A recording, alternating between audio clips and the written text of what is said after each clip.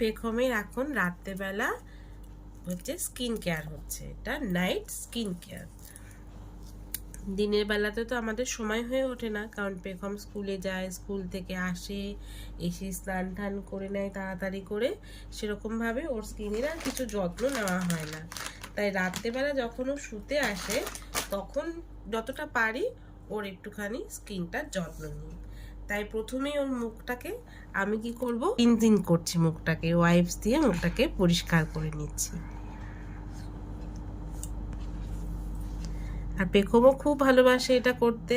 ওকে যখনই আমি এটা রাত্রেবেলা করব, ও চুপ করে শুয়ে শুয়ে এটা উপভোগ করবে। তা মুখটাকে ভালো করে ওয়াইপস দিয়ে পরিষ্কার করে নিলাম।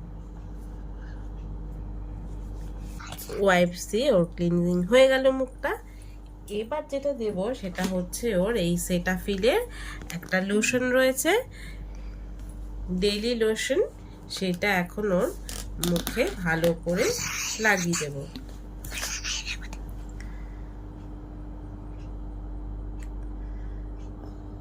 আর পেখম এটা জানে যে এটা ওর ফেসিয়াল হচ্ছে, তাই ও চুপ করে শুয়ে এই ফেসিয়ালটাকে উপভোগ করে, একটুও কোনো দুষ্টামি করে না। অ্যাকচুয়ালি ও সাজতে খুব ভালোবাসে, আমার তো সাজুনি মা, তো সাজতে খুব ভালোবাসে।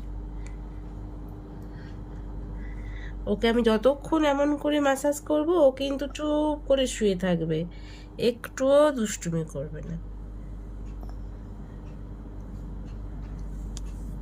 হালকা করে একটু ম্যাসাজ করে দিই, বাচ্চা মানুষ শুয়ে আছে ফেসিয়াল করছে বলে একটু হালকা করে মুখটার মধ্যে একটু ম্যাসাজ করে দিই।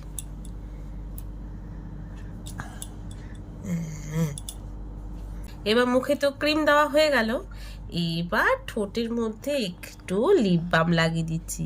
এটা কিন্তু বাচ্চাদেরই লিপ বাম, বেবি হাগের একটা লিপ বাম লাগিয়ে দিচ্ছি। করো মামা, কি করে দিতে হয়।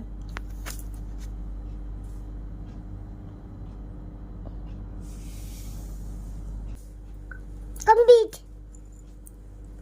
এবার পেখমের মুখের স্কিন কেয়ার তো হয়ে গেল কমপ্লিট। এইবার আস্তে আস্তে একটু হাত পায়ে লোশনটা লাগিয়ে দেব। ঠিক আছে, তাহলে সবাইকে গুড নাইট বলে দাও। Good night, bye bye.